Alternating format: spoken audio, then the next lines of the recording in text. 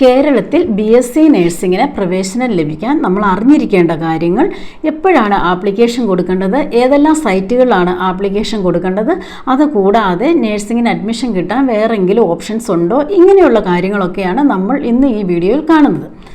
+2 exam നടന്നുകൊണ്ടിരിക്കുകയാണ്. ഇത് science group എടുത്തിരിക്കുന്ന ഒരു മജോറിറ്റി സ്റ്റുഡൻസും നഴ്സിംഗ് പ്രൊഫഷൻ സെലക്ട് ചെയ്യാനാണ് ചാൻസ്.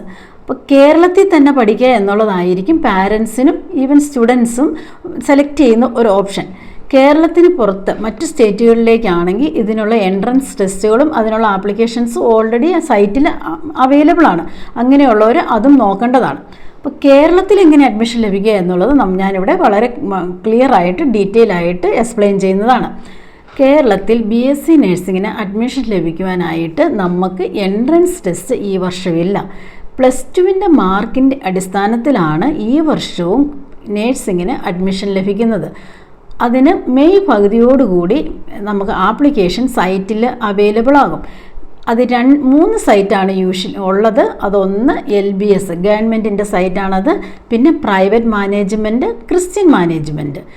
LBS ഈ 3 വിഭാഗത്തിൽ 3 ആപ്ലിക്കേഷൻ നമ്മൾ കൊടുക്കുന്നത് നല്ലതാണ്. ഏറ്റവും ഹയസ്റ്റ് മാർക്ക് ഉള്ളവർക്കാണ് LBSൻ്റെ അടിസ്ഥാനത്തിൽ ഫസ്റ്റ് അലോട്ട്മെൻറ്റ് ലഭിക്കുന്നത്. അതുകൊണ്ട് മാർക്ക് ഈ വർഷത്തെ മാർക്കിൻ്റെ ഒരു സ്റ്റാൻഡേർഡ് എങ്ങനെയാണെന്ന് നമുക്ക് അറിയില്ലാത്തത് കൊണ്ടും മറ്റുള്ളവർക്ക് ഒരുപാട് പിള്ളേർക്ക് നല്ല ഹൈ ഗ്രേഡ് മാർക്ക്, അതായത് 99, 98 ഒക്കെ ഉണ്ടോയെന്ന് അറിയില്ലാത്തത് കൊണ്ടും 3 സൈറ്റിലും അപ്ലൈ ചെയ്യുന്നതാണ് ഏറ്റവും ബെസ്റ്റ്. ഏറ്റവും ഹയസ്റ്റ് മാർക്കുള്ളവർക്ക് ഗവൺമെൻറ് മെഡിക്കൽ കോളേജുകളിൽ സ്റ്റൈഫൻഡോടുകൂടി അലോട്ട്മെൻറ്റ് ലഭിക്കുന്നതാണ്. അതിന് ശേഷമുള്ളത് പ്രൈവറ്റ് മെഡിക്കൽ കോളേജുകൾ, പിന്നെ അങ്ങനെയുള്ള ഏറ്റവും സ്റ്റുഡൻറ്റ് കപ്പാസിറ്റി ഉള്ളതും ഏറ്റവും ഫേമസ് ആയിട്ടുള്ള കോളേജുകളിലൊക്കെയാണ് അലോട്ട്മെൻറ്റ് പോകുന്നത്. എന്തായാലും എല്ലാ നഴ്സിംഗ് കോളേജുകളിലെയും 50% കപ്പാസിറ്റി LBS അലോട്ട്മെൻറ്റിനാണ്.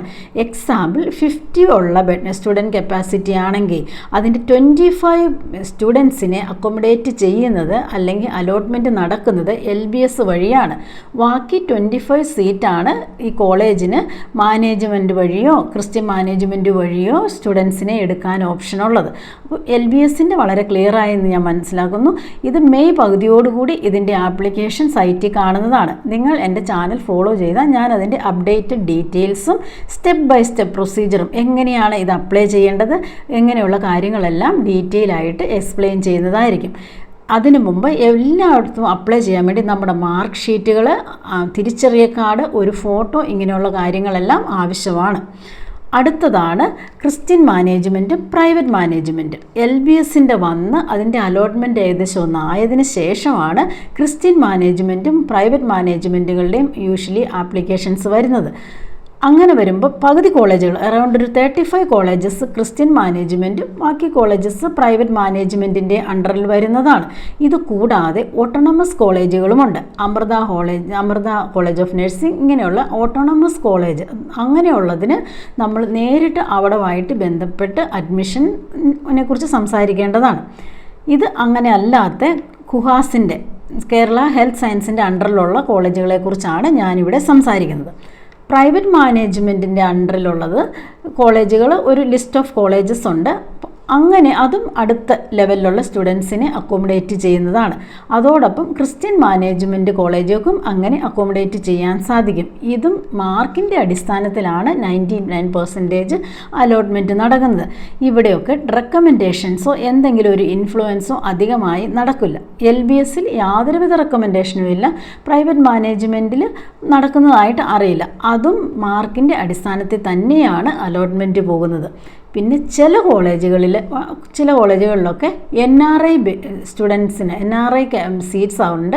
അങ്ങനെയുള്ള കോളേജിലൊക്കെ നേരിട്ട് നിങ്ങൾ കോളേജിൽ നേരത്തെ തന്നെ ഈ ആപ്ലിക്കേഷനൊക്കെ വരുമ്പോൾ തന്നെ നിങ്ങൾ നേരിട്ട് കോളേജിൽ പോയി അതിനെക്കുറിച്ച് സംസാരിച്ച് അങ്ങനെ അഡ്മിഷൻ എടുക്കേണ്ടതാണ്. അതിന് ഫാമിലിയിൽ ആരെങ്കിലും NRI ആയിരിക്കണം എങ്കിൽ മാത്രമാണ് ഈ ഒരു സീറ്റിനുള്ള എലിജിബിലിറ്റി കിട്ടുള്ളൂ. അത് കോളേജുമായിട്ട് ബന്ധപ്പെട്ട് ചെയ്യണം. അത് എത്രയും വേഗം ഫില്ലാകുന്ന സീറ്റുകളാണ്. ബാക്കിയുള്ള അലോട്ട്മെൻറ്റ് അതിനൊരു ടൈമുണ്ട്. ഇതിൻ്റെ എല്ലാം അപ്ഡേറ്റഡ് നമുക്ക് ന്യൂസിൽ കിട്ടും.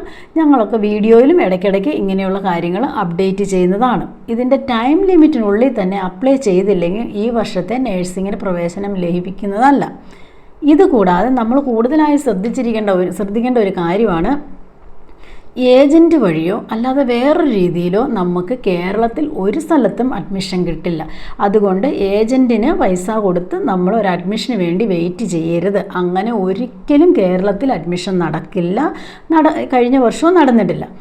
അതുപോലെ തന്നെ കേരളത്തിന് പുറത്തുള്ള സ്റ്റേറ്റുകളിലും എൻട്രൻസ് ടെസ്റ്റ് വഴിയാണ് അഡ്മിഷൻ നടക്കുന്നത്. അവിടെയും നമ്മൾ ഏജൻറ്റ് വഴി ഒരു അഡ്മിഷൻ നടക്കുന്നതായിട്ട് അറിയില്ല. അങ്ങനെയെങ്കിലും നമ്മൾ അഡ്മിഷൻ എടുത്താൽ ചിലപ്പോൾ അത് അംഗീകാരമുള്ള കോളേജ് ആകണം എന്ന് നിർബന്ധമില്ല. അംഗീകാരമുള്ള കോളേജ് അല്ലെങ്കിൽ നിങ്ങളുടെ ഇയർ പോകും, നിങ്ങളുടെ പൈസ പോകും, എല്ലാ കാര്യങ്ങളും വേസ്റ്റ് ആകും. അതുകൊണ്ട് ഇങ്ങനെയുള്ള കാര്യങ്ങൾ വളരെ ക്ലെവറായിട്ട് ചിന്തിച്ച് വേണം ചെയ്യാൻ. ഇതിനെക്കുറിച്ചുള്ള അപ്ഡേറ്റഡ് വീഡിയോസ് ഇതെല്ലാം ഓരോ പ്രാവശ്യം അതിൻ്റെ ആപ്ലിക്കേഷൻ സൈറ്റിൽ അപ്ഡേറ്റ് ആകുന്നതനുസരിച്ച് അപ്ഡേറ്റഡ് വീഡിയോസിലൂടെ നമുക്കിതിനെക്കുറിച്ച് കൂടുതൽ ഡിസ്കസ് ചെയ്യാവുന്നതാണ്.